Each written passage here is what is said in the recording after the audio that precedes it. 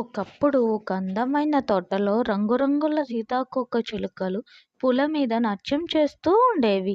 ఆ తోటలో ఒక నలుపు సీతాకోకచిలుక కూడా ఉండేది. ఒకరోజు అది దుఃఖంగా చెప్పింది. నాలో రంగులు లేవు. అందరూ అందంగా మెరిసిపోతున్నారు. నేను ఎందుకు కాదు? అది రోజంతా బాధపడింది. అప్పుడు ఆకాశం నుండి ఒక చిన్న దేవదూత వచ్చింది. దేవదూత మృదువుగా చెప్పింది. నీవు ఇతరులకు సంతోషం ఇస్తే నీ రంగులు తిరిగి వస్తాయి.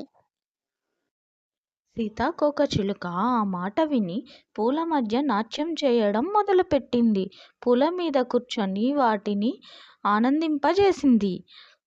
పూలు మరింత అందంగా కనిపించాయి. ఆ సంతోషం చూసి సీతాకోకచిలుక గుండె ఆనందంతో నిండిపోయింది. ఒక్కసారిగా అద్భుతం జరిగింది. ఆ సీతాకోకచిలుక రెక్కలు నీలం, పసుపు, ఎరుపు రంగులతో మెరిసిపోయాయి. అది నవ్వుతూ దేవదూతకు చెప్పింది. ఇతరులకి సంతోషం ఇచ్చినప్పుడు మనం కూడా ప్రకాశిస్తామని ఇప్పుడు తెలిసింది దేవత. నీకు ధన్యవాదములు. దేవదూత సంతోషంగా తిరిగి వెళ్ళిపోయింది. నీతి: దయ మరియు సంతోషం పంచితే మన జీవితమే రంగులమయమవుతుంది. Thanks for watching. Please subscribe.